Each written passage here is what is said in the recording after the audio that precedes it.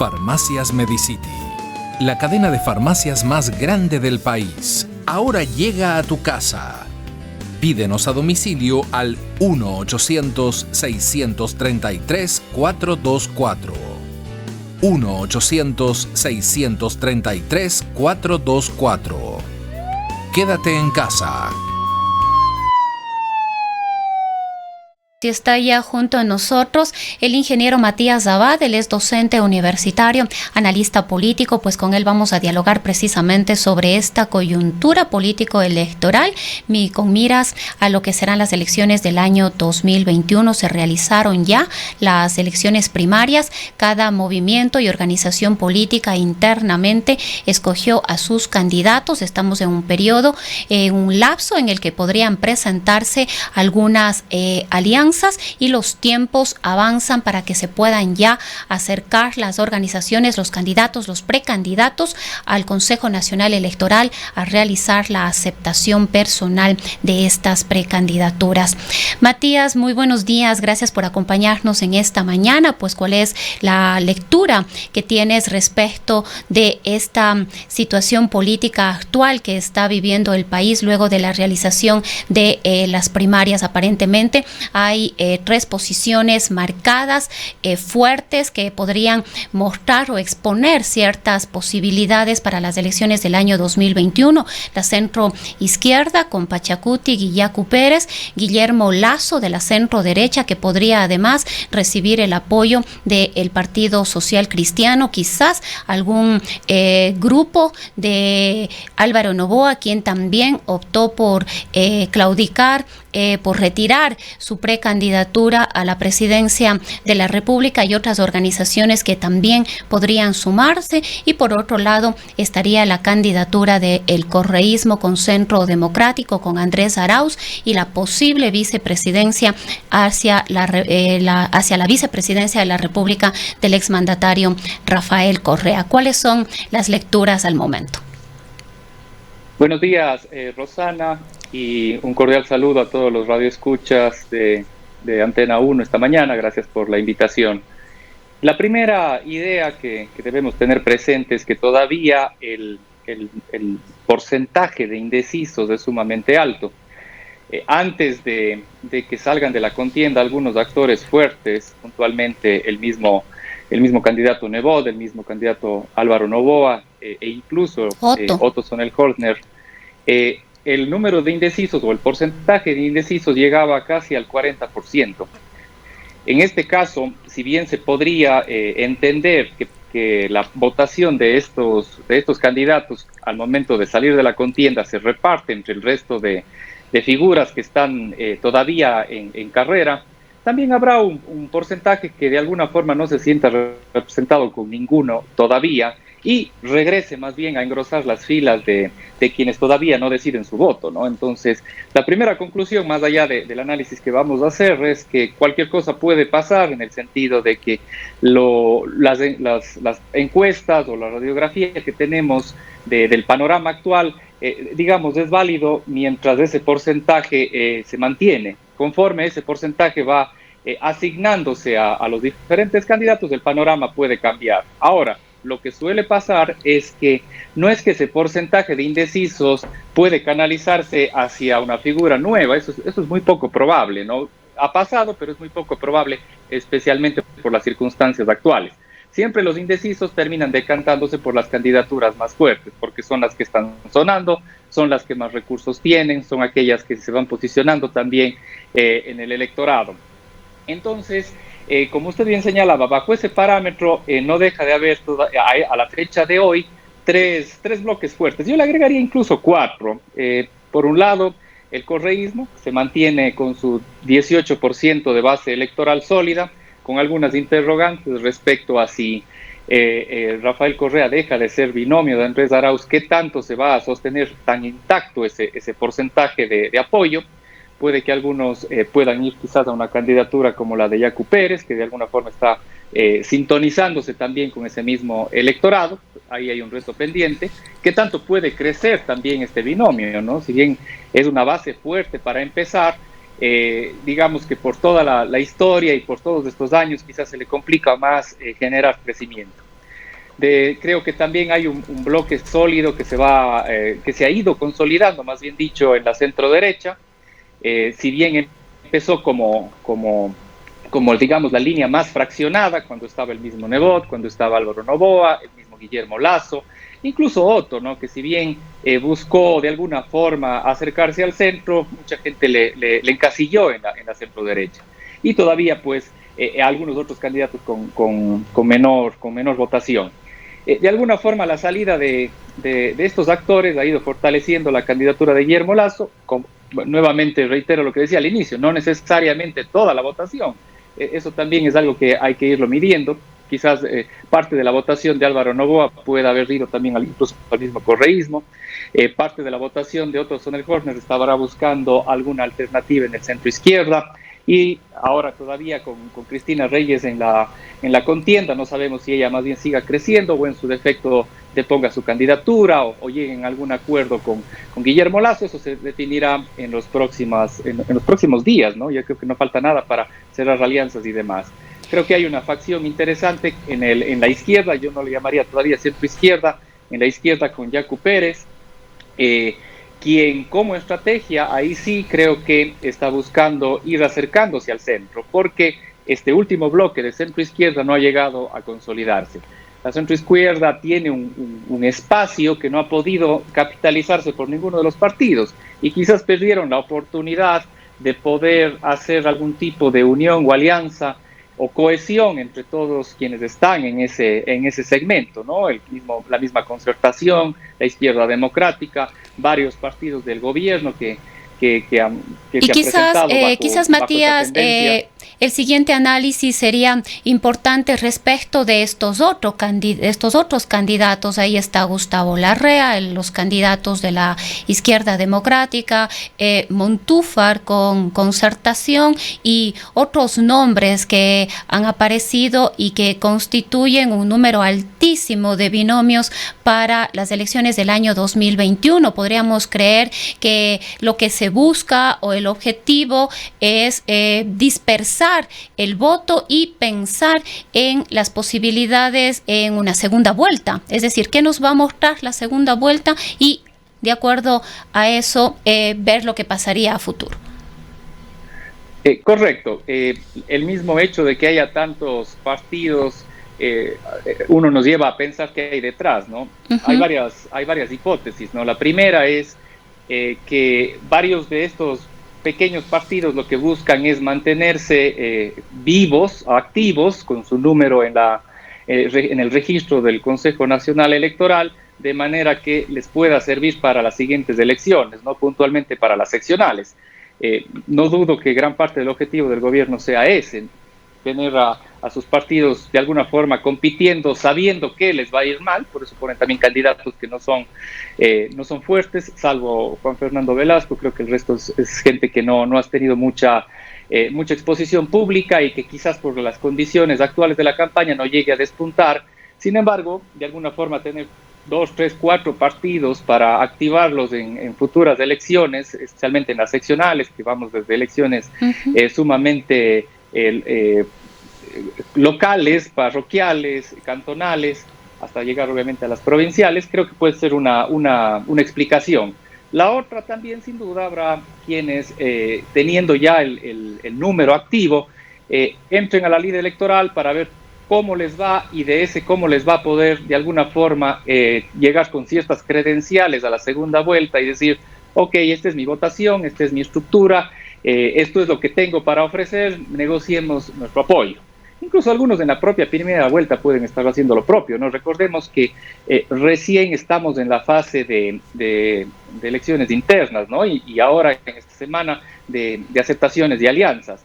Pero la inscripción debidamente todavía es en octubre, y ahí es cuando realmente se va a ver quiénes terminan poniendo su fotografía en la papeleta. ¿Podemos creer, Matías, que este número de entre 18 y 20 binomios podría reducirse? ¿Cuánto probablemente podría reducirse en caso de ser así para ya tener el número definitivo de binomios que van a la contienda electoral?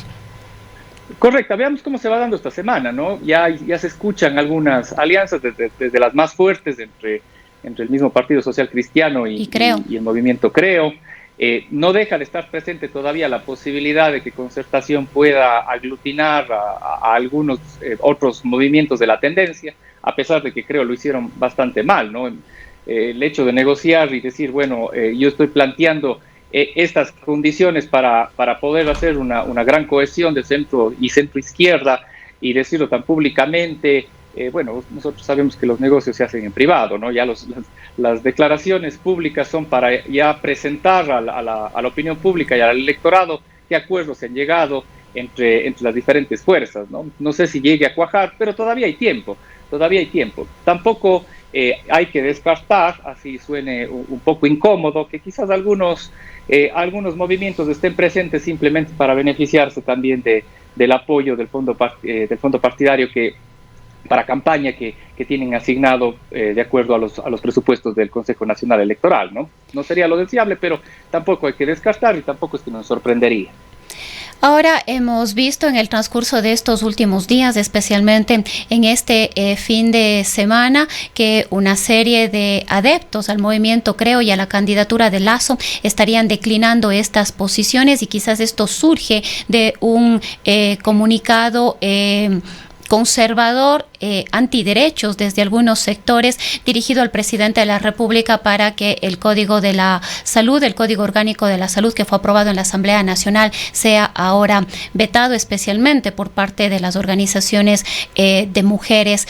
Este porcentaje, digamos, que quizás no será demasiado importante, ¿hacia dónde podría irse? ¿Hacia la candidatura de Yacu Pérez? Quizás podría entenderse que este desencantamiento de Guillermo Lasso respecto de esta posición podría de alguna manera modificar en algo el panorama.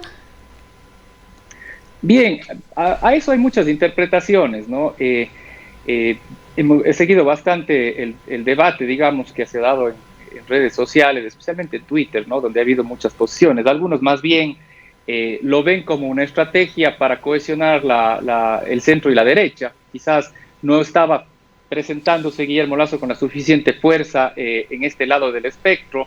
Quizás alguna votación estaba yéndose hacia Guillermo Celi o quizás hasta la misma Cristina Reyes, y con esto más bien se ha reafirmado sus principios, su forma de ver la política, su forma de ver las leyes acorde a su pensamiento e ideología, y quizás con eso se pueda cohesionar la derecha. No es menos cierto también que ese acercamiento que se estaba dando de alguna forma con el centro y la izquierda, especialmente con los grupos más bien opuestos a su pensamiento, que de alguna forma veían en él una alternativa, quizás se decepcionaron, como usted bien señala. Ahora, no sé qué tanto pueda migrar una votación de Guillermo Lasso a Yacu Pérez, ¿no? Como vemos, son posiciones quizás bastante distanciadas, ¿no? Quizás un punto medio podría ser hasta la misma Cristina Reyes, que se ha presentado un poco más moderada en sus posiciones al respecto, y quizás hasta los mismos candidatos de centro izquierda, ¿no? El mismo César Montúfar. De ahí, ¿cuánto pueda ir a Yacu? Puede ir, no hay que descartar nada, ¿no? El principal error, como decía al inicio, es creer que los votos se endosan, ¿no? Los votos se distribuyen. De ahí el éxito de quien pueda ganar las elecciones será en la habilidad de poder captar la mayor cantidad de votos que todavía están indecisos y poderlos capitalizar para su candidatura. Pero como digo, puede haber también dos lecturas. Quizás alguna gente celebra también que por fin se muestra un candidato honesto y no acomodándose a las circunstancias o al discurso, sino simplemente diciendo lo que piensa. Poderle decir si ganó o perdió es bastante difícil, ¿no? Yo creo que hay que seguir midiendo un poco las próximas semanas cuál es la respuesta del electorado. También una cosa es lo que pasa en redes sociales y muy puntualmente en Twitter, y otra la que pasa en el resto de la sociedad, que ni siquiera está en este debate en redes sociales. Más del 80% de la población se muestra en contra del aborto y apoyaría a candidatos que estén en contra del mismo, ¿no? No sabemos si eso ha ido cambiando en los últimos tiempos, pero ese es el registro un poco que se tiene del año anterior en las encuestas que también han circulado. Pero también es interesante porque Guillermo Celi y otros candidatos también han presentado su inconformidad y realmente no ha tenido la repercusión, ¿no? Entonces, eso indica que realmente se está configurando, como digo, las encuestas no siempre pueden coincidir, pero Vemos que todas las encuestas ratifican que son más o menos estos tres bloques los que están despuntando, el correísmo manteniéndose, Yacu Pérez, que ha tenido un crecimiento interesante, Guillermo Lasso por el otro lado del espectro, y el resto pues realmente no llega a tener una repercusión lo suficientemente interesante como para empezar a ser muy visible en las encuestas, en ninguna de las encuestas que están circulando.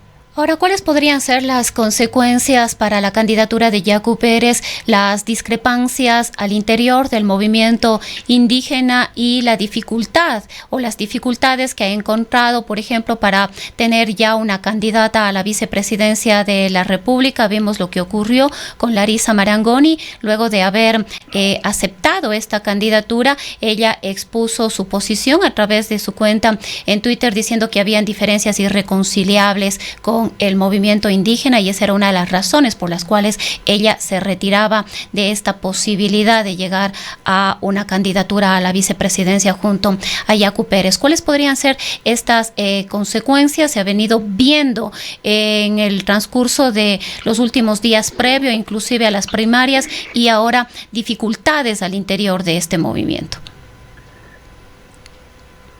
El impacto será a la interna, yo creo. O sea, habrá gente que un poco ya no quiera seguir en el camino con el candidato, quizás va a perder un poco de militancia del mismo sector indígena, pero para la opinión pública esto todavía es muy prematuro, ¿no? Hay ese 5% que está entre políticos, periodistas, empresarios, y aficionados a la política, que pasamos dando vuelta a esto todos los días, ¿no? Pero el 95% de la población no está tan en el detalle, no está tan preocupado de si es que Yacu Pérez cuenta o no con el apoyo o el respaldo de las bases más radicales del movimiento indígena.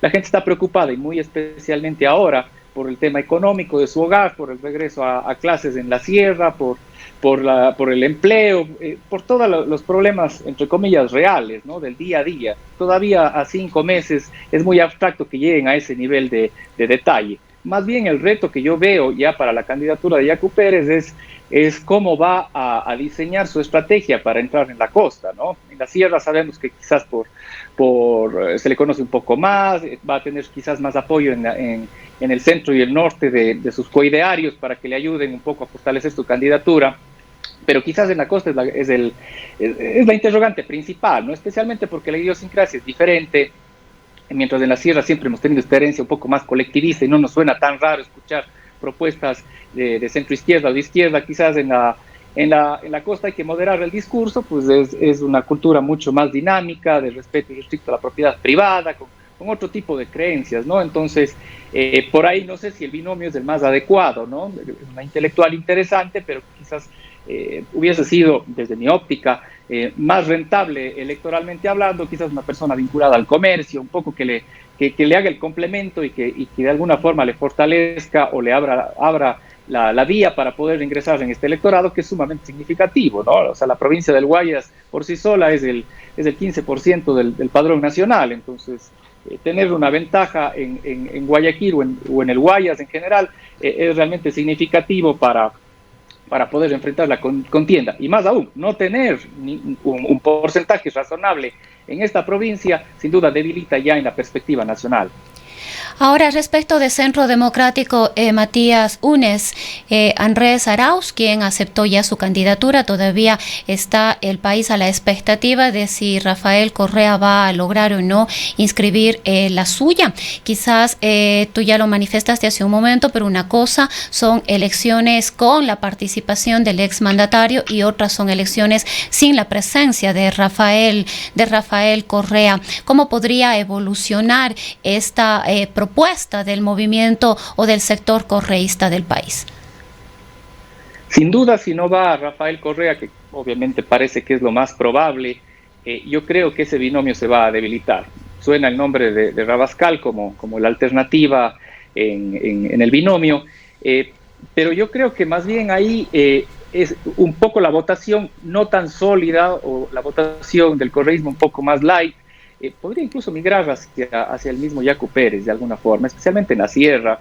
y ya lo he escuchado, ¿no? Ya lo he escuchado, porque Arauz es un candidato que no le veo con el carisma necesario para abanderar una corriente que siempre ha sido dura, fuerte, de decir las cosas directas, de presentarse siempre de forma sólida, y quizás él se presenta como una persona bastante técnica, bastante, no sé, tibia en algunas posiciones.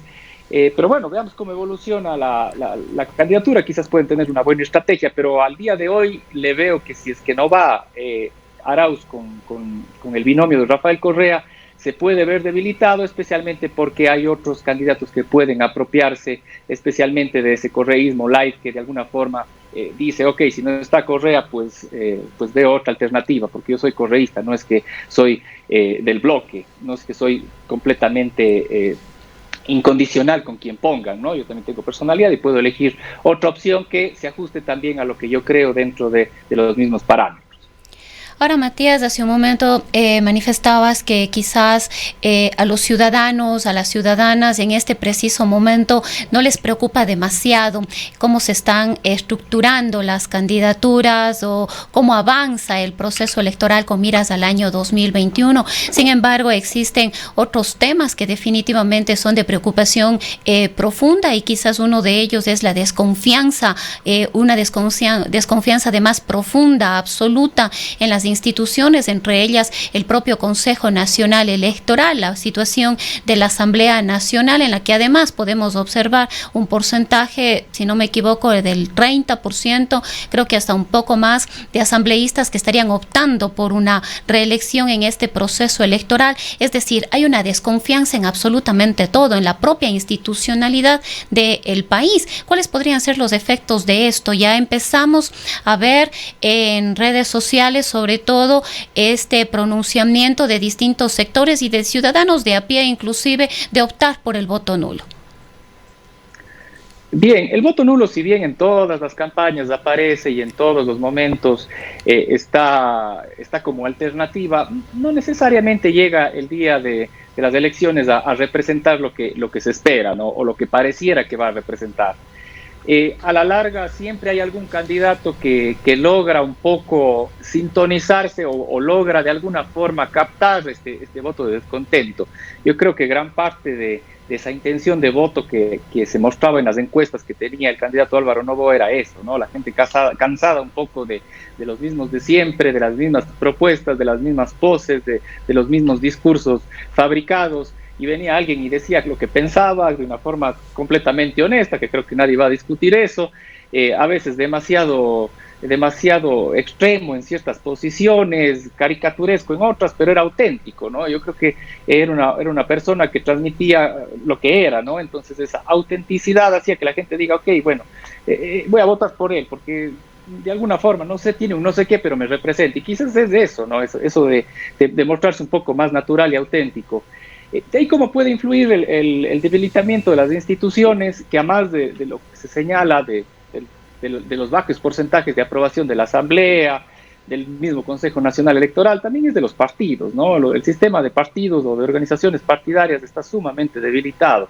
Y por ahí puede haber dos conclusiones, ¿no? La primera, que habrá que ver quién de los candidatos se puede sintonizar un poco con ese antisistema, ¿no? Todavía es prematuro saber. No creo que salga un outsider, no hay las condiciones por la forma como se hará campaña, por el tiempo que queda, por los candidatos que veo, que ninguno quizás coincide con ese perfil. Como decía, quizás Álvaro Noboa en su momento era el que podía captar este antisistema, ¿no? Este voto de la gente un poco decepcionada de la política y de todas las instituciones. Pero a mí lo que me preocupa es cómo vamos a lograr que los jóvenes que representan, si vemos una estadística de aquellos que tienen entre 16 a 40 años, son casi más del 40%, y que son quienes van a decidir las próximas elecciones. Quizás los más adultos puedan tener posiciones más fijas, ¿no? En el sentido de, bueno, una persona de 50 años oscilará quizás entre Cristina Reyes y Guillermo Lasso, pero difícilmente se irá a votar a la Unidad Popular Guayacu Pérez, pero quizás un joven sí, ¿no? Un joven puede tener esa flexibilidad para oscilar de un lado a otro. Pero el problema es que al estar tan desprestigiado el sistema democrático, al estar desprestigiadas las instituciones, ¿cómo van a lograr los partidos captar la atención de este segmento? Y cómo los jóvenes van a también a poder responder a todas estas propuestas que van a buscar llegar a los diferentes grupos, ¿no? Ahí se nota que hay una especial apatía entre los jóvenes por las circunstancias, por la edad, por todo lo que conocemos. Más bien ahí es un reto pendiente de todos quienes estamos desde la academia, desde los partidos políticos, desde las mismas instituciones del Estado, de empezar un proceso de alguna forma moldear o de alguna forma formar a los jóvenes en ciudadanía y democracia para que abstraigan y se den cuenta de que si bien la política puede parecer lejana, el día de mañana estos jóvenes van a ser los profesionales, van a ser los empresarios, van a ser los artesanos, van a ser los agricultores, y quienes van a decidir cómo van los jóvenes a ejercer su rol son los políticos. Si un chico quiere ponerse su pequeño negocio, pues son los políticos los que definen las leyes tributarias, laborales, los incentivos, las obligaciones, y si los jóvenes no se involucran en la política, pues más bien están cediendo a un tercero a que decidan por ellos cuál va a ser el futuro de su propio destino profesional y sobre todo de su vida, de sus derechos, de sus libertades. Ahora, Matías, y hablando de jóvenes y un poco ya para ir cerrando este diálogo, quisiera tu lectura, tu análisis sobre las candidaturas locales. Vamos acá a la provincia de El Azuay y un poco ahí hay una discusión o una observación, digamos así. Son muy poquitos los candidatos que están ahí, que son personas que han tenido alguna trayectoria en la política y que se los puede identificar y conocer, y la gran mayoría son personas que no han sido identificadas en el mundo de la política ni en el mundo del sector público. Y ahí entramos en esta discusión de que a menudo nos quejamos de los mismos de siempre, están los mismos de siempre, pero por el otro decimos, y ahora no conocemos a nadie, ¿qué vamos a hacer? Correcto, y exactamente ese es el sentimiento de mucha gente, ¿no? No hay nadie que se le conozca en la papeleta, pero también si vemos a alguien muy conocido en la papeleta nos quejamos, ¿no? Y de hecho está pasando, ¿no? Suena el nombre del mismo Marcelo Cabrera, ¿no? Que ya se ha presentado en algunos medios de comunicación como un precandidato y quizás la figura más conocida y más fuerte de las listas. Toda la papeleta. Ahora, de la SUAY. De toda la papeleta. Y yo creo que este es el momento más bien más idóneo para que estas figuras nuevas empiecen un poco a mostrar su propuesta, sus ideas, empiecen a adquirir experiencia, porque esta es una elección básicamente presidencial, en el sentido de que gran parte de la votación que un candidato a la Asamblea pueda llegar a tener es un arrastre de la votación principal, ¿no? Entonces, si alguien vota por concertación por César Montúfar para presidente, quizás también replique su voto para asambleístas, especialmente si no los conocen.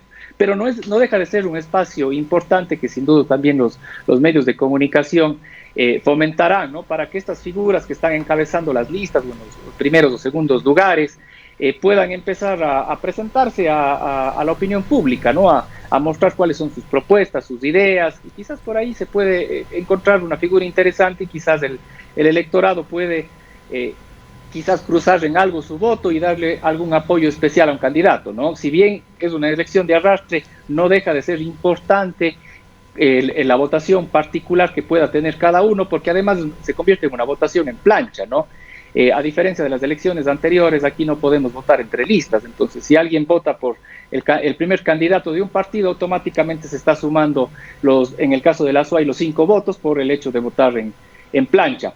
Pero yo creo que como decía, creo que es el momento apropiado, sabiendo que va a haber ese espacio para que se muestren las nuevas figuras, porque la gente va a estar concentrada en 90% en las candidaturas a la presidencia y ese 10% en las candidaturas a la Asamblea Nacional. Pero ese 10% va a servir para dar a conocer nuevas propuestas, ir haciendo esa renovación también de futuros políticos que necesita la provincia, y esperemos que sin duda estén alineados con retomar o volver o lograr que la provincia de la SUAY nuevamente tenga la relevancia política, la relevancia en las decisiones en el concierto nacional.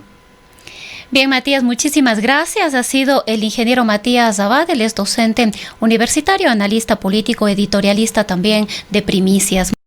En el Ecaustro, desde hace 20 años, trabajamos día a día para generar la energía que tú necesitas. Hoy, renovamos nuestro compromiso de servir a la región y al país, generando desarrollo con conciencia y conservación ambiental y siempre mirando al futuro. El Ecaustro es